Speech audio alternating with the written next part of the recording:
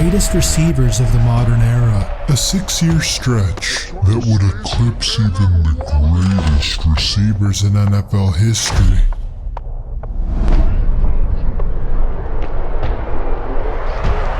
My greatest to ever do it is the greatest Antonio Brown. We saw Antonio Brown. Well, why would you do Antonio Brown? Let me remind you guys, Antonio Brown on the football field. Watch this. Gates is looking at the ball. It hits him in his hands and his helmet. And Sorensen's there too. And Antonio Brown has just the instincts to see it tip off right there through the hands, off the helmet. Antonio stays with it, and then one hand catches it with his left hand and avoids the hit from Sorensen, all while instinctively. That's all it is. Roethlisberger going to go deep. Caught! Antonio Brown out of bounds inside the 5.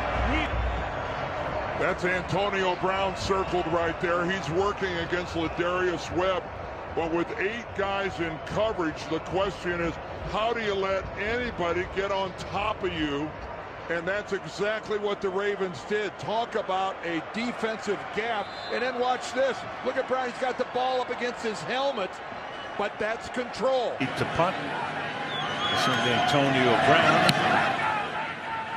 Back to collect it, which he will at the 29-yard line. And Antonio Brown looking out of the womb 6'4", running a 4.3 40 like a lot of athletes nowadays do. In fact, from a young age, AB had the odds stacked against him. His mother and father divorced at the age of 10. His father, Touchdown Eddie Brown, is known as the Jerry Rice of arena football. But the life of a professional football player can estrange a man from his family. By the time Antonio was a teenager, they no longer spoke, leaving AB to live with his mother in the rough Liberty City neighborhood of Miami. AB attended Miami Norland High School in Miami, Florida, where he was a 2-sport athlete in both football and track and field.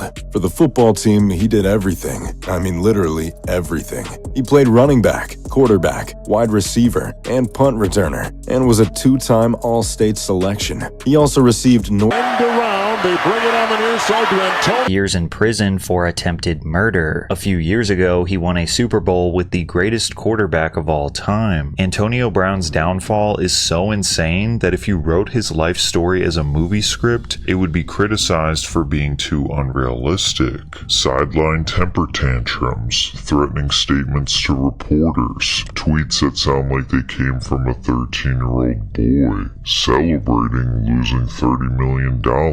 Public meltdowns that nearly killed a child, and firing shots in a crowd of innocent bystanders. And on top of all of that, he brutally disrespected the only man who believed in him when nobody else did, Tom Brady.